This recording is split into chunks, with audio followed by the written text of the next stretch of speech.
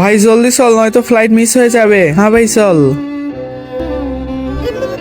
আরে এই পাগল কে রে? এই পাগল তুই কি করতেছিস আমার গাড়ির সাথে? কিছু না কিছু না। আরে পাগলটাকে সরা, আমাদের ফ্লাইট মিস হয়ে যাবে, আমি তো লন্ডনে চলে যাব। আরে ওই পাগল চল হাট।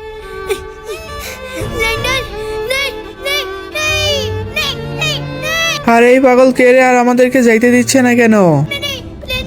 আরে পাগল তুই এইভাবে মানবি না।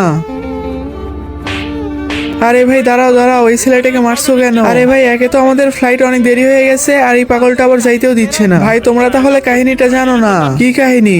কিছুদিন আগে যে একটা প্লেন ক্রাশ হয়েছিল, সেই প্লেনে এর বাবা ছিল। বেটা আমার যাওয়ার সময় হয়ে গেছে, বাসায় শয়তানি করবে না, ঠিক আছে বাবা?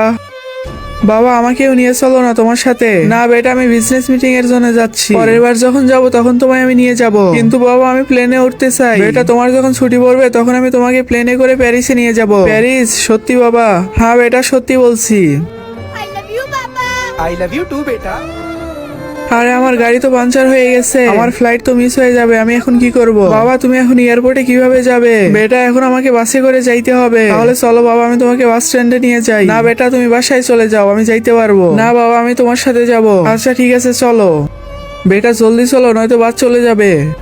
আরে বেটা বাস চলে যাচ্ছে, জলদি চলো। ঠিক আছে বেটা আমি চলে যাচ্ছি, তুমি তোমার খেয়াল রেখো। আচ্ছা বাবা বাই। আরে ড্রাইভার সাহেব জলদি চলে, নয় তোমার প্লেন মিস হয়ে যাবে। ঠিক আছে। ক্ষুধা লেগেছে, এখান থেকে কিছু খাই। আজকে একটা তাজা খবর, ইন্ডিয়ার একটা প্লেন ক্র্যাশ হয়ে গেছে।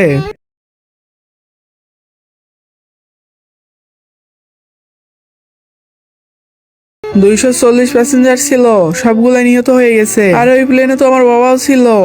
পার্ট 2 দেখতে চাইলে লাইক সাবস্ক্রাইব করে দাও আর কমেন্টে পার্ট 2 লিখে যাও।